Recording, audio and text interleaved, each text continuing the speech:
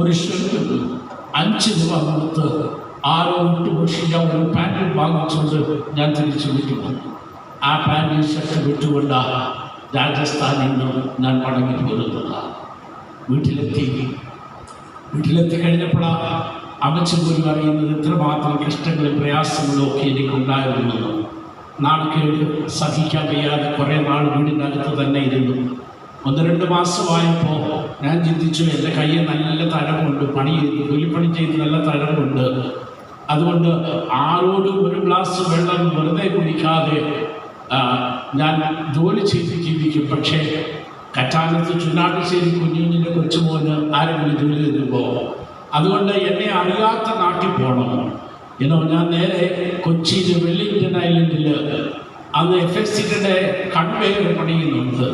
ആ സൈറ്റിൽ വന്ന് ഞാൻ ജോലി ചോദിച്ചു. ഞാൻ ഇങ്ങനെയൊക്കെ പണി ചെയ്തിട്ടുള്ളതാണ്. അവരെനിക്ക് രാത്രി ഷിഫ്റ്റിൽ എനിക്കത് മതിയായിരുന്നു. കാരണം പകൽ ആരെങ്കിലും എന്നെ തിരിച്ചറിയുമോ എന്ന് വിചാരിച്ച് ഞാൻ അവിടെ ജോലി ചെയ്ത് അത് കഴിഞ്ഞിട്ട് നാട്ടിലെത്തി. പന്തളം ജംഗ്ഷനിലോട്ട് അടുക്കുന്നതിന് തൊട്ട് മുമ്പ് വലതുവശത്ത് ഉമ്മൻ വള്ളക്കാലിയുടെ പെട്രോൾ പമ്പുണ്ട്. ആ പെട്രോൾ പമ്പിൽ ഞാൻ പെട്രോൾ അടിച്ചു കൊടുക്കാൻ നിന്നു. അവിടെ നിന്ന് ഞാൻ ഒരു റേഷൻ കടയിൽ അരി തൂക്കി കൊടുക്കാനായിട്ട് കണക്കെഴുതാനായിട്ട് നിന്നു.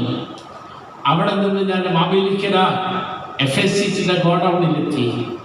അവിടെ ലോറിയിൽ വരുന്ന അരിച്ചാക്കുകൾ അട്ടിയിടാനായിട്ട് തൊഴിലാളികളുടെ കുറവ് വരുമ്പോൾ അവിടെ നിൽക്കുന്നവരെയൊക്കെ വിളിച്ച് അവർ പഠിച്ചിരിക്കുമായിരുന്നു. ഞാൻ അത് മനസ്സിലാക്കി രാവിലെ അവിടെ ചെല്ലും. ലോറിയിൽ വരുന്ന അരിച്ചാക്കുകൾ തൊഴിലാളികൾ പണി ചെയ്യുന്നവരാണ്. പക്ഷേ തൊഴിലാളികളെ തികയാതെ വരുമ്പോൾ അവരവിടെ നിൽക്കുന്നവരെയൊക്കെ വിളിക്കും. ഞങ്ങളെ വിളിക്കും. 25 പൈസ കൂലിക്ക്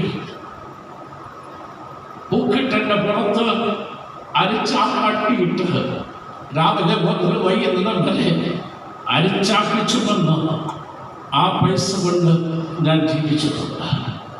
1977 ആയപ്പോഴേക്കും റേഷൻ കടയിൽ ഞാൻ ജോലി ചെയ്യുന്ന സമയത്ത് എൻ്റെ മനസ്സിൽ ചിന്ത വന്നു. എൻ്റെ ജ്യേഷ്ഠൻ MA കഴിയുന്നു, എൻ്റെ അനിയന് MAക്ക് പഠിക്കുവാൻ തുടങ്ങുന്നു. നാളെ അവർക്ക് നല്ല ഉന്നതമായ നിലയിൽ വരും.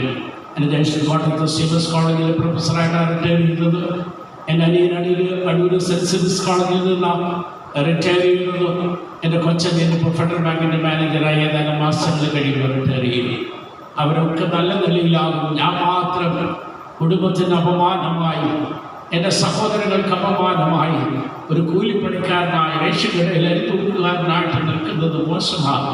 അതുകൊണ്ട് ഈ ജീവിതം വേണ്ട, ഈ ജീവിതം അവസാനിപ്പിക്കണമെന്നുള്ള ചിന്ത ഞാൻ കഴിഞ്ഞ ദിവസം പറഞ്ഞ ഭാഷണത്തിന് വേണ്ടി ഈ ലോകം എനിക്കുള്ളതല്ല, ഈ ലോകം എനിക്ക് ജീവിക്കുവാനുള്ളതല്ല. അതുകൊണ്ട് ഈ ലോകം വിട്ടു പോകണമെന്നുള്ള ചിന്ത എൻ്റെ മനസ്സിൽ കടന്നുകൂടി. ചില നാളുകൾ ആ ചിന്ത എൻ്റെ മനസ്സിൽ ഇങ്ങനെ വർദ്ധിച്ചു വന്നു. 1977 ഡിസംബർ മാസം 25-ാം തീയതി ക്രിസ്മസ് അന്ന് രാവിലെ ഞാൻ എൻ്റെ വീട്ടിൽ നിന്ന് ഇറങ്ങി. എൻ്റെ ഒരു സ്നേഹിതൻ്റെ ഭവനത്തിൽ ചെന്ന് രാത്രിയിൽ 1:30 വരെ അവനുമായിട്ട് സംസാരിച്ചിരുന്നിട്ട് പറഞ്ഞു, രാജാ, ഇനി നീ എന്നെ കാണത്തില്ല, മതിയടാ, ഈ ജീവിതം മതി, ഞാൻ മടുത്തു, ഒന്നും ആകുന്നില്ല. ഞാൻ എൻ്റെ സഹോദരങ്ങൾക്ക് നാണക്കേടായ അപമാനമായി, എൻ്റെ കുടുംബത്തിന് അപമാനമായി തീർന്നു. അതുകൊണ്ട് ഞാൻ മരിക്കുവാൻ തീരുമാനിച്ചു. അതിരാവിലെ അവരെന്നെ തടഞ്ഞു. പക്ഷേ ഞാൻ കുതറി ഓടി. അന്ന് വൈകിട്ട് 5 മണിയായപ്പോൾ മാവേലിക്കര മിച്ചം ജംഗ്ഷനിൽ ആത്മഹത്യ ചെയ്യാൻ പോകാനുള്ള എല്ലാ ക്രമീകരണങ്ങളോടുകൂടെ ഞാൻ നിൽക്കുമ്പോൾ എൻ്റെ അമ്മയുടെ ഉദരത്തിൽ ഉരുവാകുന്നതിന് മുമ്പ് എന്നെ കണ്ടവനായി അത്രയും നാളും എന്നെ അയച്ചു വിട്ട് ജീവിതത്തിൻ്റെ ഒത്തിരി പ്രാരാബ്ധങ്ങളും പാഠങ്ങളും എന്നെ പഠിപ്പിച്ച് അവൻ്റെ സമയമായപ്പോൾ അവനെന്നെ തേടി എത്തി.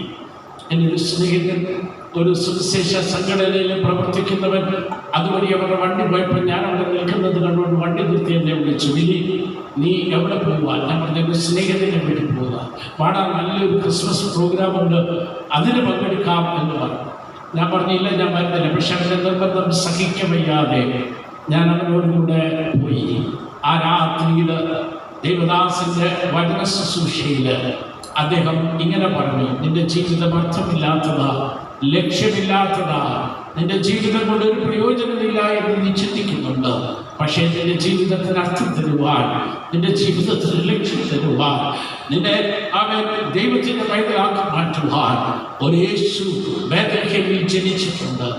ആ ക്രിസ്തുവിനെ നിന്റെ ജീവിതത്തിലേക്ക് കൈക്കൊണ്ടുപോയെന്നുള്ള ചോദ്യം എത്രയോ പ്രാവശ്യം കേട്ടതാണ്. ഏതെല്ലാം കൺവെൻഷനിൽ ഞാൻ പാടിയതായത്, ഏതെല്ലാം കൺവെൻഷൻ പ്രസംഗത്തിൽ കൂടെ ഞാൻ കേട്ടതായത്. പക്ഷേ അന്നൊന്നുമില്ലാത്ത ആ ദൈവശബ്ദം അന്ന് രാത്രി എൻ്റെ ഹൃദയത്തിൽ വീണു. എൻ്റെ ജീവിതത്തെ മാറ്റുവാൻ കഴിയുന്ന ഒരു കർത്താവ്. തീരുമാനമൊന്നും എടുത്തില്ല. ഞാൻ തിരിച്ചു വീട്ടിൽ ചെന്നു. പിന്നെയും ദിവസങ്ങൾ കടയിൽ പോകാൻ തുടങ്ങി. പക്ഷേ റേഷനിലേക്ക് പോകുമ്പോഴും വരുമ്പോഴും ഒരു ഭാഗത്ത് ആത്മഹത്യ ചെയ്യണമെന്നുള്ള തീരുമാനം, മറുഭാഗത്ത് യേശു ക്രിസ്തുവിനെ രക്ഷിതാവായി സ്വീകരിച്ച് കർത്താവിന് വേണ്ടി ജീവിക്കണം. പിറ്റേ ഞായറാഴ്ച കറ്റാനം സെന്റ് ജെയിംസ് CSI പള്ളിയിൽ ഞാൻ കടന്നിച്ചു. ഏറ്റവും പുറയിലത്തെ ബെഞ്ചിൽ ഞാനിരുന്ന് ഈ ചിന്ത എൻ്റെ മനസ്സിൽ, അയ്യോ എൻ്റെ ജീവിതം എവിടെയാ? കർത്താവിന് വേണ്ടി ജീവിക്കണോ അതോ ആത്മഹത്യ ചെയ്യണോ? ഇങ്ങനെ ഞാൻ അവിടെ ചിന്തിച്ച് ഒരു തീരുമാനമെടുക്കുവാൻ കഴിയാതിരുന്നപ്പോൾ ബഹുമാനപ്പെട്ട അച്ഛന് എസെക്കിയേലിന്റെ പുസ്തകം 37-ാം അധ്യായത്തിൻ്റെ 1 മുതൽ 11 വരെയുള്ള വാക്യങ്ങൾ എടുത്താണ് പ്രസംഗിച്ചത്. മരുഭൂമിയിൽ ഉണങ്ങി ചിതറിക്കിടക്കുന്ന അസ്ഥി കഷ്ണങ്ങളെ കുറിച്ച് ഈ നിഹതന്മാർ ജീവിക്കുമോ എന്നുള്ള ചോദ്യത്തിന്റെ മുമ്പിൽ അസ്ഥിയോട് ചേർന്ന് മച്ച കൊടുത്തു, മാംസം കൊടുത്തു, സിരകളിൽ കൊണ്ട് രക്തമുക്കി, മൂക്കിലൊരു ശ്വാസം മുറ്റി ഒരു വലിയ പടയാളിയായി മാറ്റിയ കഥാച്ചൻ പറഞ്ഞിട്ട് എൻ്റെ നേരെ വിരൽച്ചൂണ്ടി എന്നോട് പറഞ്ഞു, മോനെ, നിന്റെ ജീവിതം ഉണങ്ങി ചിതറിക്കിടക്കുന്ന അസ്ഥി കഷ്ണത്തിന് തുല്യമാണ്. എന്നാൽ ഇന്ന് അസ്ഥിയോട് ചേർത്ത് മറ്റൊന്ന് മാംസം തന്നു നിന്നെ ഒരു പടയാളിയാക്കി മാറ്റുവാൻ യേശുവിനെ വിളിക്കുന്നു. ആരാധനയുടെ മധ്യത്തിൽ ഏറ്റവും പുറകിലിരുന്ന് കണ്ണുനീര് ധാരധാരിയായി ഒഴുക്കി ഞാൻ എൻ്റെ കർത്താവിനോട് പറഞ്ഞ, കർത്താവ്, ഇത് 2ാമത്തെ പ്രാവശ്യം എന്നെ വിളിക്കുന്നത്. എൻ്റെ ജീവിതത്തെ മാറ്റാൻ കഴിയുമെങ്കിൽ, ഈ ഉണങ്ങിയ അസ്ഥികഷ്ണങ്ങളെ കൂട്ടിയോജിപ്പിക്കാൻ കഴിയുമെങ്കിൽ ഞാൻ എൻ്റെ ജീവിതത്തെ അങ്ങയുടെ കാര്യങ്ങളിൽ തരുന്നു എന്ന് പ്രാർത്ഥിച്ചവരുന്നുകൊണ്ട് ആരാധന കഴിഞ്ഞ് ഞാൻ നേരെ വെസ്റ്റിൽ ചെന്നു. അച്ഛനോട് ഞാൻ പറഞ്ഞു, അച്ഛാ, ഞാൻ വന്നതില്ല, പക്ഷെ എനിക്ക് യേശുവിന് വേണ്ടി ജീവിക്കണമെന്ന് ആഗ്രഹമുണ്ട്. ഞാൻ എൻ്റെ ജീവിതത്തെ കർത്താവിന് സമർപ്പിക്കുക. അച്ഛൻ എനിക്ക് വേണ്ടി പ്രാർത്ഥിക്കണമെന്ന് പറഞ്ഞു. അപ്പോൾ അച്ഛൻ എനിക്ക് വേണ്ടി പ്രാർത്ഥിച്ചു. 2 ദിവസം കഴിഞ്ഞപ്പോൾ അച്ഛൻ എൻ്റെ വീട്ടിൽ വന്ന് എൻ്റെ അമ്മച്ചോട് പറഞ്ഞു, മോൻ്റെ തീരുമാനങ്ങളൊക്കെ അറിഞ്ഞില്ലേ? അമ്മച്ചിന് സന്തോഷവതിയായിരുന്നു. അച്ഛൻ പറഞ്ഞു, നമുക്കിവനെ സുവിശേഷ വേലയ്ക്ക് അയക്കണം. 10ാം ക്ലാസ് പാസ്സായി ഞാനെന്തോ സുവിശേഷ വേല ചെയ്യാനാ. എങ്കിലും ഞാനത് ശിരസ വഹിച്ചു. ഏതാനും നാളുകൾ കഴിഞ്ഞപ്പോൾ ഞാൻ പൂർണ്ണമായിട്ട് ദൈവവേലയ്ക്കായിട്ട് തീരുമാനിച്ചു. എനിക്കാകെ അറിയാവുന്ന ദൈവവേല ഈ വേദസ്ഥം കൊണ്ട് വീട് വിടാതെ കയറി ഇറങ്ങി നടന്ന് പ്രാർത്ഥിക്കാം, അങ്ങനെ എൻ്റെ ജീവിതം കഴിക്കാം. അതിനപ്പുറമൊന്നും എനിക്കറിയത്തില്ലായിരുന്നു. പക്ഷേ എനിക്ക് വേണ്ടി കരുതുന്ന ദൈവത്തിലാണ് ഞാൻ ചിന്തിക്കുന്നതിലും നനയ്ക്കുന്നതിലും അത്യന്തപരമായി എൻ്റെ ജീവിതത്തെക്കുറിച്ച് കരുതുന്ന ഒരു ദൈവം തമ്മിലാണ്. എനിക്ക് അത്ഭുതകരമായിട്ട് മദ്രാസിലെ ഹിന്ദുസ്ഥാൻ ബൈബിൾ കോളേജിൽ സെനറ്റ് ഓഫ് സെറാമോറിൻ്റെ ബാച്ചലർ ഓഫ് തിയോളജി പഠിക്കുവാനുള്ള ഭാഗ്യം ലഭിച്ചു. 4 വർഷം മദ്രാസിൽ പഠിച്ചു. നിങ്ങൾക്ക് കേൾക്കണോ? ഞാൻ സമയം പോകുന്നത് എനിക്കറിയാം. അവിടെ ചെന്ന് ഇൻ്റർവ്യൂവിന് എന്നോട് ചോദിച്ചു, എന്താ പേരെന്ന്? What is your name? ഞാൻ പറഞ്ഞു, വില്യം എബ്രഹാം. വീണ്ടും എന്നോട് ചോദിച്ചു, വാട്ട് ഈസ് യുവർ നെയിം? ഞാൻ പറഞ്ഞു, വില്യം എബ്രഹാം.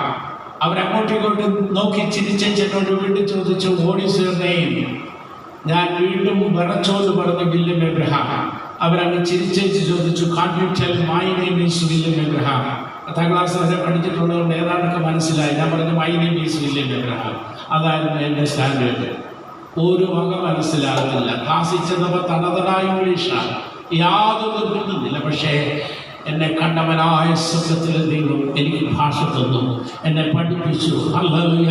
BGH പാസ്സായപ്പോൾ മദ്രാസിലെ മലയാളം CSI കോൺഗ്രിഗേഷൻ എന്നെ വിളിച്ചിട്ട് പറഞ്ഞു, വിലി, നിങ്ങളെ ഞങ്ങൾ പഠിപ്പിച്ചോളാം.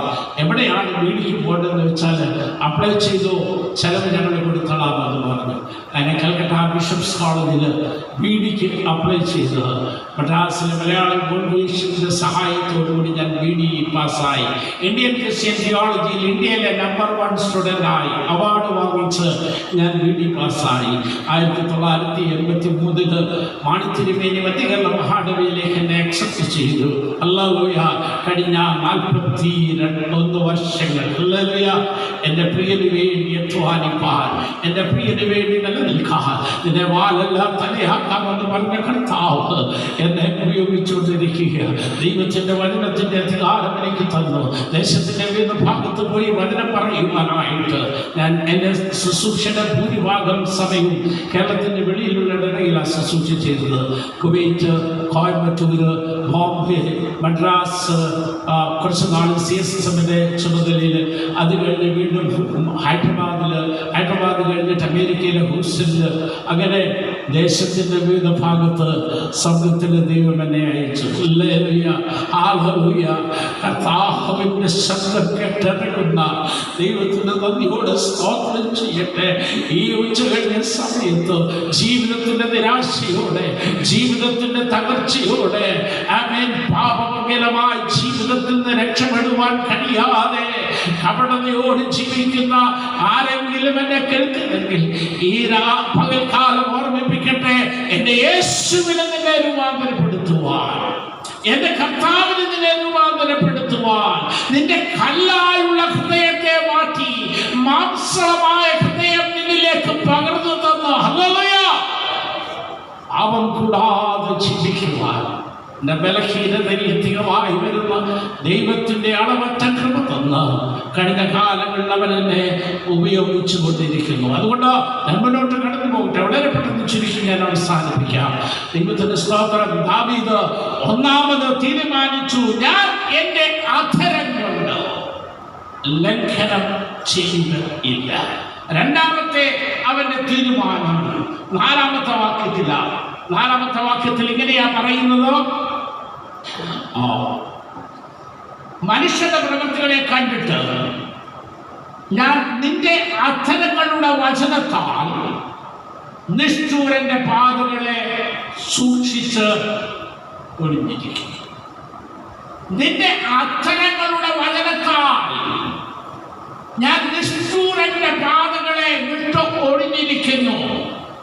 ഞാൻ കഴിഞ്ഞ കാലങ്ങളിൽ ജീവിച്ച ജീവിത ബന്ധാവിലല്ല ഇപ്പോൾ ജീവിക്കുന്നത്. I have chosen for myself a different way. മറ്റുള്ള ഒരു നടക്കുന്ന പാതയിലല്ല ഞാൻ നടക്കുന്നത്. ഞാൻ മറ്റൊരു വഴി തെരഞ്ഞെടുത്ത് അതിൽ കൂടെ നടക്കുകയാണ്.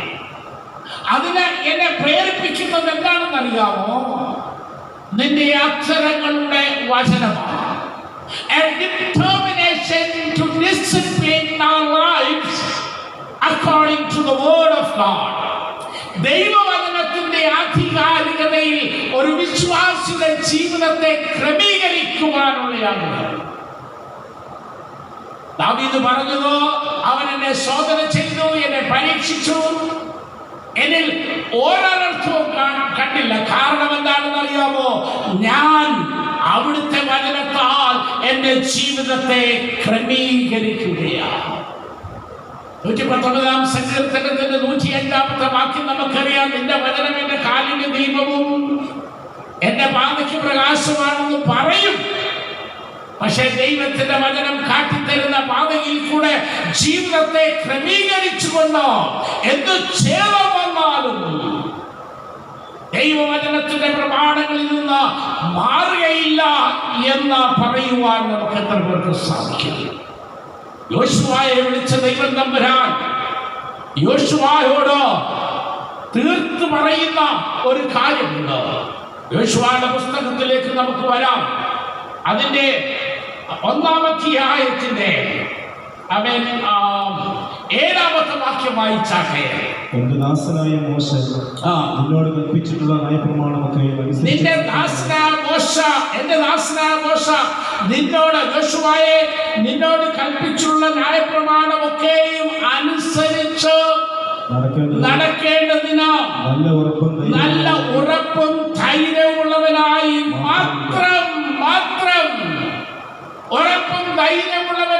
മാത്രം എനിക്കെന്ന് മോശയിൽ കൂടെ കൽപ്പിച്ച ന്യായപ്രമാണം അനുസരിച്ച് ജീവിക്കാൻ. എന്നിട്ട് ചെല്ലുന്നിടത്തൊക്കെയും നീ ശുഭമായിരിക്കേണ്ടതിന് അത് വിട്ടിട്ട് ഇടത്തോട്ടോ വലത്തോട്ടോ മാറരുത്. ഈ ന്യായപ്രമാണ പുസ്തകത്തിലുള്ളത് നിന്റെ വായിൽ നിന്ന് ഒരിക്കലും നീങ്ങിപ്പോകരുത്. പിന്നെ അതിലെഴുതിയിരിക്കുന്നത് പോലെയൊക്കെയും പ്രമാണിച്ചു നടക്കേണ്ടതിന് നീ രാവും പകലും അത് ധ്യാനിച്ചു കൊണ്ടിരിക്കണം. എന്നാൽ നിന്റെ പ്രവൃത്തി സാധിക്കും. നീ സകലത്തിലും കൃതാർത്ഥനായിരിക്കും. ഇന്ന് പകൽക്കാലം ദൈവമേ ആരാധനാത്മീകൻ ആരിൽ നിന്നാണ് ആത്മീയ ആരാധന വരേണ്ടത്?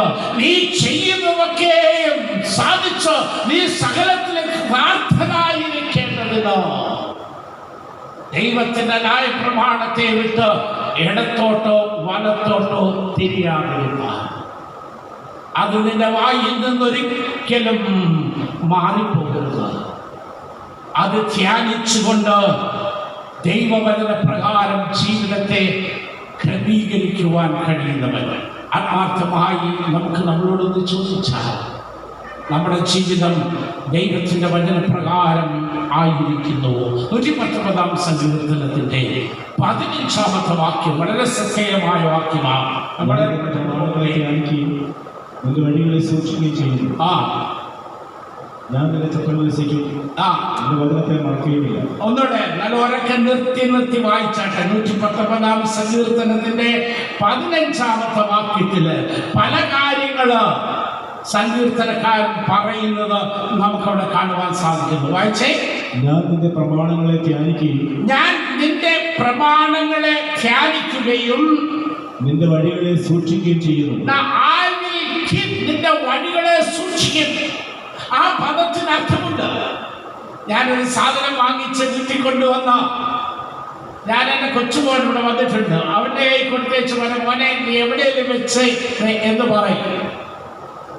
എന്നാൽ ചില സാധനങ്ങൾ ഞാൻ വാങ്ങിച്ച് എൻ്റെ കുഞ്ഞിൻ്റെ കൈ കൊടുക്കത്തില്ല.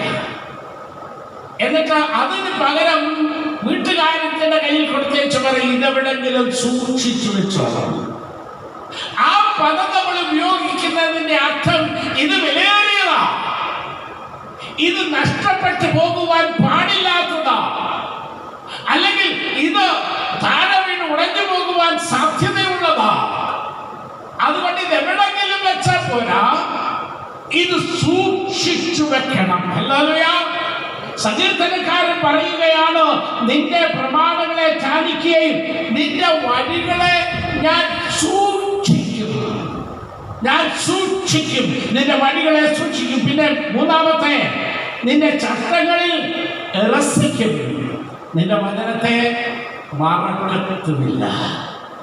നിന്റെ വചനത്തെ ധ്യാനിക്കും, നിന്റെ വഴികളെ സൂക്ഷിക്കും, നിന്റെ ചട്ടങ്ങളെ പ്രമാണിക്കും. നിന്റെ വചനങ്ങൾ ഞാൻ ജീവിതത്തിൽ ഒരിക്കലും മറക്കത്തുമില്ല. ഇന്ന് ഉച്ചകഴിഞ്ഞ ദൈവത്തിൻ്റെ മക്കളെ ദൈവവചന പ്രകാരം കർത്താവേ അമൃതവചനത്തെ ധ്യാനിച്ച് അങ്ങയുടെ വചനം നഷ്ടപ്പെട്ടു പോകാതെ അതിസൂക്ഷ്മതയോടുകൂടെ സൂക്ഷിച്ച് അങ്ങയുടെ പാതയിൽ നടക്കുവാൻ ഞാൻ എൻ്റെ ജീവിതത്തെ ക്രമീകരിക്കുന്നെന്ന് പറയുവാൻ 86-ാം സങ്കീർത്തനത്തിൻ്റെ 11-ാമത്തെ വാക്കിലൂടെ വായിച്ച് നമുക്ക് പെട്ടെന്ന് മുന്നോട്ട് പോകാം. 86-ാം സങ്കീർത്തനത്തിൻ്റെ 11-ാമത്തെ വാക്യത്തിൽ സങ്കീർത്തനക്കാരൻ പറയുന്ന യഹോവേ നിന്റെ വഴി എന്നെ കാണിച്ചു തരണം, എന്നാൽ ഞാൻ നിന്റെ സത്യത്തിൽ നടക്കും. എന്തിനെ ഭയപ്പെടുവാൻ തക്കവണ്ണം എൻ്റെ ഹൃദയത്തെ ഏകാഗ്രപ്പെടുത്തും.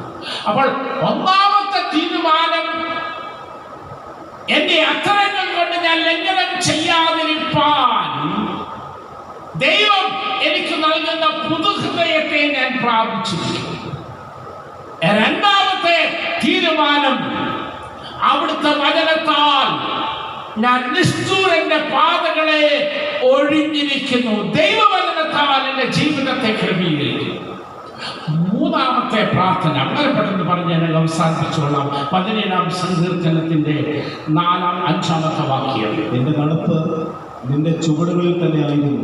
എന്റെ നടപ്പ് നിന്റെ ചുവടുകളിൽ തന്നെ ആയിരുന്നു.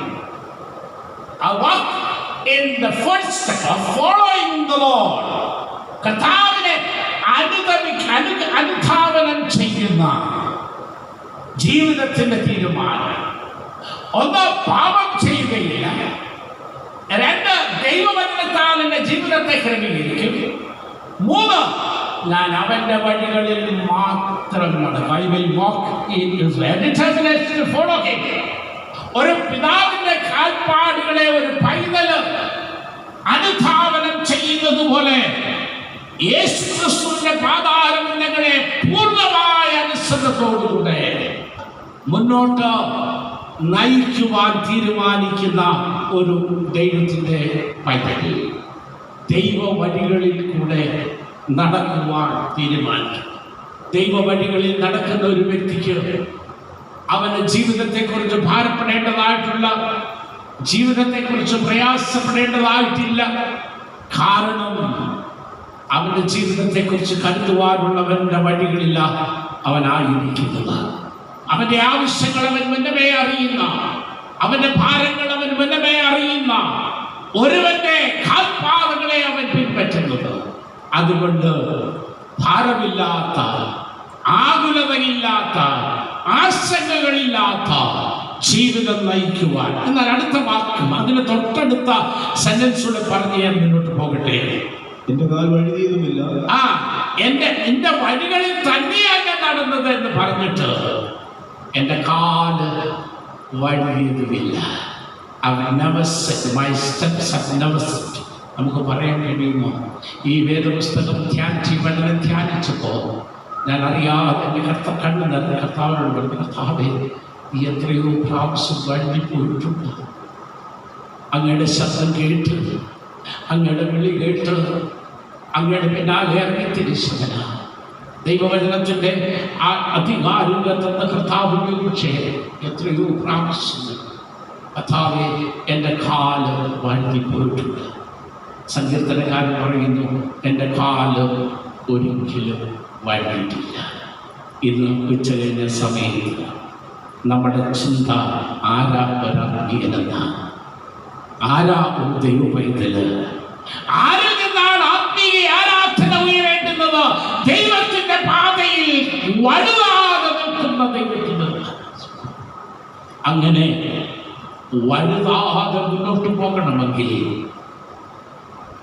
അല്പപോലും വ്യതിചലനമില്ലാതെ ദൈവിക പാതയിൽ മുന്നോട്ട് പോകണമെങ്കിൽ തീർച്ചയായിട്ടും നമുക്കൊരു ലക്ഷ്യം ഉണ്ടായിരിക്കണം.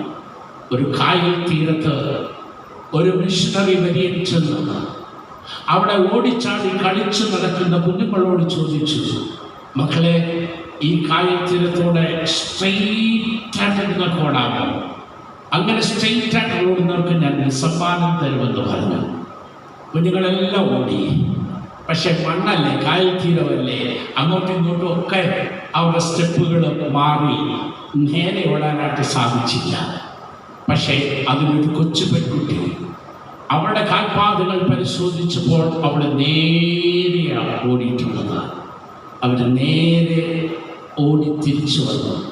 ആ പെൺകുഞ്ഞിനോട് മിഷണറി വരിയിൽ ചോദിച്ചു, മോളെ, നിന്റെ കൂടെ ഓടിയവരെല്ലാം അങ്ങോട്ടും ഇങ്ങോട്ടും ചേടപ്പാടെ ഒക്കെ തിരിഞ്ഞാ ഓടിയത്, നിനക്ക് മാത്രമാണല്ലോ നേരെ ഓടാൻ സാധിച്ചത്.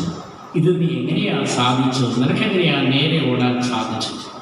ആ പെൺകുഞ്ഞ് പറഞ്ഞു, സാറേ അങ്കിളെ, അങ്ങോട്ട് നോക്കി അണ്ട് ആ തെങ്ങിൻ്റെ ഇടയിൽ ഒരു ചെടി നിൽക്കുന്നത് കണ്ടോ? ആ മോളെ കണ്ടുകൊണ്ട് ഞാൻ ഉറച്ചിട്ടുണ്ട്.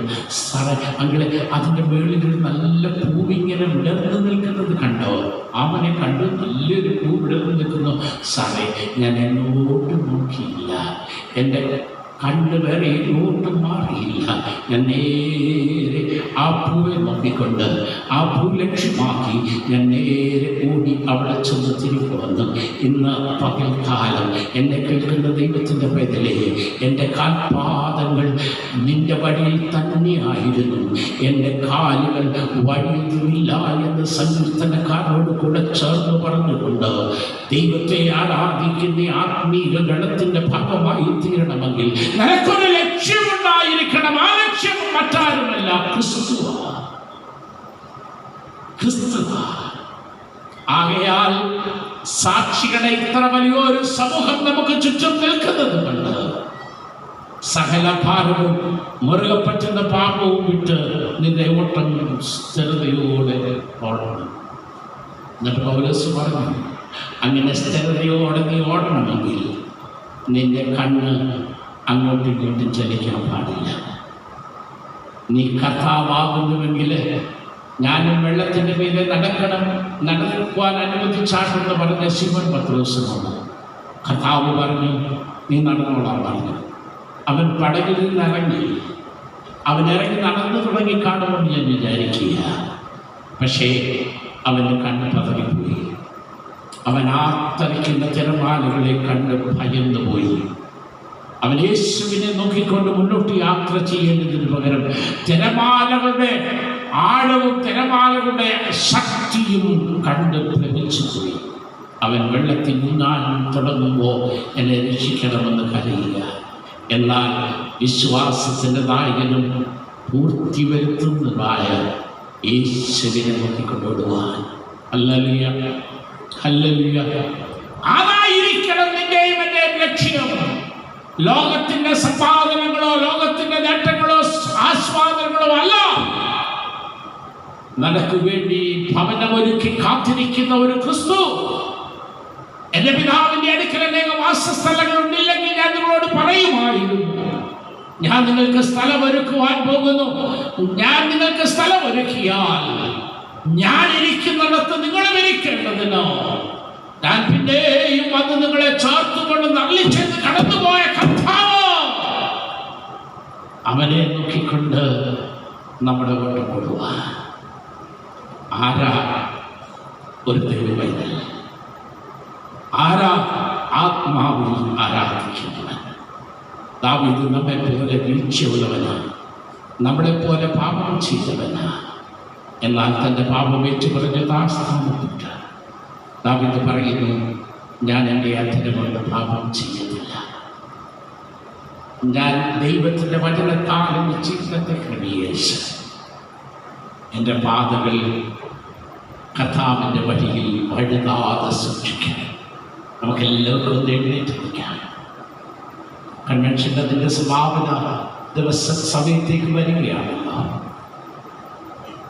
തീരുമാനങ്ങളിലേക്ക് നമ്മുടെ ജീവിതത്തെ നയിക്കുവാൻ പറ്റുന്നില്ല എങ്കിൽ ഈ പന്തലിൽ നിന്ന് പുതിയ തീരുമാനത്തോടും പുതിയ ദർശനത്തോടും പുതിയ സമർപ്പണത്തോടുകൂടെ നമുക്ക് കടന്നു പോകുവാൻ കഴിയുന്നില്ല എങ്കിൽ ഈ കൺവെൻഷൻ പ്രയോജനമില്ലാതാകും.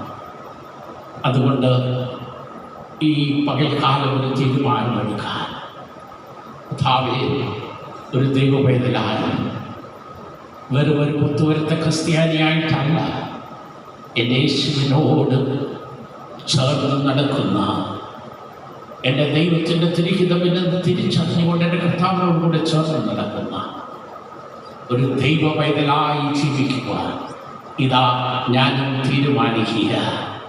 കർത്താവേ, അവിടുത്തെ രക്തത്താൽ കഴുകി ശുദ്ധീകരിച്ചൊരു പുതിയ ഹൃദയം എനിക്ക് തന്ന് എൻ്റെ അധരങ്ങൾ കൊണ്ട് പാപം ചെയ്യാതിരിക്കാൻ എന്നെ സഹായിക്കണമെന്ന് പ്രാർത്ഥിപ്പാൻ, നിഷ്ഠൂരന്റെ വഴികളെ വിട്ടൊഴിഞ്ഞ് ദൈവത്തിന്റെ വചനത്താൽ എൻ്റെ ജീവിതത്തെ ക്രമീകരിച്ചുകൊണ്ട് അവിടുത്തെ വചനമനുസരിച്ച് അവിടുത്തെ പ്രമാണങ്ങളിൽ ജീവിപ്പാൻ, അങ്ങ് കാട്ടിത്തരുന്ന വഴികളിൽ കാൽ വഴി പോകാകുമെന്നും എൻ്റെ പാദങ്ങൾ നിന്റെ വഴിയിലായി തീരുവാൻ വിശ്വാസത്തിന്റെ നായകനും പൂർത്തിവരുത്തുമായ യേശുവിനെ നോക്കിക്കൊണ്ട് യാത്ര ചെയ്യാൻ യാത്ര ചെയ്യും. ഞാൻ യേശുവിൻ്റെ ആത്മ അറിയാനുള്ള പാട്ട് നമുക്ക് ചേർന്ന് പാടാം. നമ്മുടെ തീരുമാനത്തിൻ്റെ അടയാളമായി നമ്മുടെ തീരുമാനത്തിന്റെ വിശ്വാസത്തിന്റെ നായകനും പൂർത്തിവരുത്തുന്നതുമായ യേശുവിനെ കണ്ടുകൊണ്ട് ഞാൻ എന്റെ യാത്ര ചെയ്യുമെന്ന് ഇവിടെ ഈ പന്തലിൽ തീരുമാനിക്കുവാൻ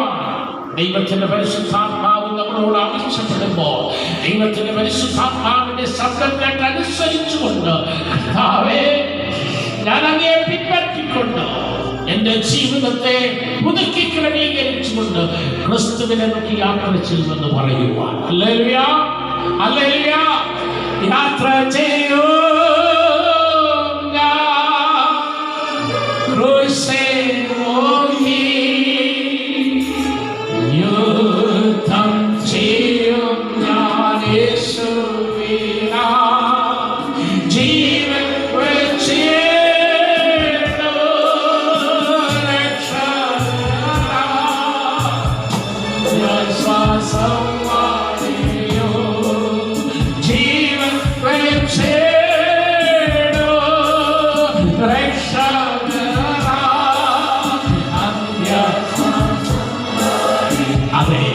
ഞാൻ യാത്ര ചെയ്യും എൻ്റെ യേശുവിനെ മാത്രം നോക്കിക്കൊണ്ട് എൻ്റെ യേശുവിന് വേണ്ടി ജീവൻ വെക്കേണ്ടി വന്നാലും എൻ്റെ യേശുവിന് വേണ്ടി അന്ത്യവരെയും യാത്ര ചെയ്യുമെന്ന് ഇവിടെ ദൈവത്തിൻ്റെ ആത്മാവിന്റെ മുമ്പിൽ എഴുന്നേറ്റ് നിന്നുകൊണ്ട് തീരുമാനത്തോടെ പാടുവാൻ നമുക്ക് നമ്മുടെ തീരുമാനത്തിന്റെ അടയാളമായ പാട്ടോടുകൂടെ ചേർന്ന് പാടി പ്രാർത്ഥിക്കാം.